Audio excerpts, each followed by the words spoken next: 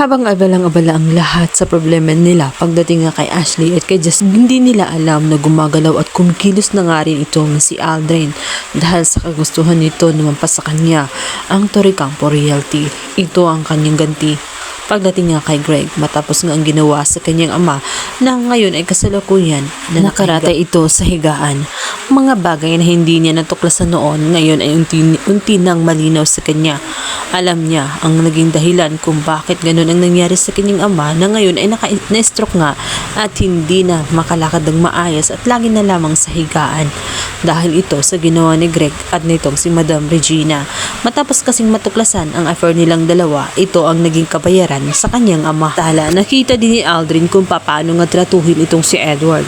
Alam niya na kapatid niya ito sa ama.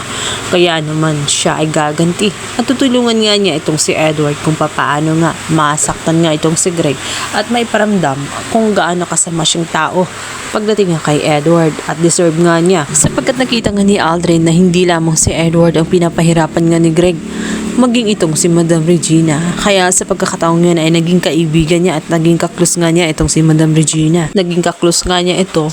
Dito siya nakaipon ng mga impormasyon tungkol sa nakaraan ng kanyang ama at kay Madam Regina. Naiintindihan na rin niya kung saan ang gagaling napakalaking galit nga nitong si Greg pagdating sa kanyang kapatid na si Edward.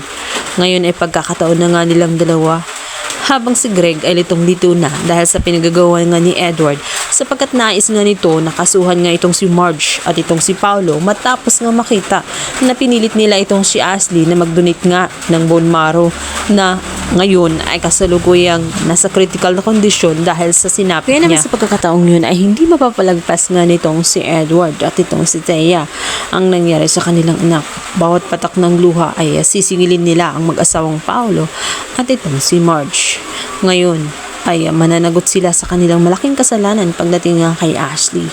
Nakita nga naman ni Edward kung gaano nga pinoprotektahan ni Greg itong si Paolo. Kaya naman sa pagkakataong yun, kung hindi man niya paparusahan nga itong si Marge at itong si Paolo dahil nga sa ayaw naman nitong si Greg at pinoprotektahan talaga ang pangalan ni Paolo bilang isang Torrecampo. Patalikod naman siyang kikilos sa pamamagitan nga ni Aldrin kung saan pumayag siya na maging magkasabwat para tulungan nga itong si Aldrin na magkaroon ng access pagdating sa Torrecampo Realty dahil ang gusto ni Aldrin ay maangkin ito at makuha ang pwesto nga nitong si Paolo. Samantala, isang malaking balita na ikakagulat at ikakagalit naman itong si Greg matapos nga i-anunsyo na ang Torrecampo Realty ay unti-unti na palang nasa pangalan nga nitong si Aldrin na siyang ikinagalit dahil nga sa ginawa din itong si Edward na binigyan niya ng access itong si Aldrin.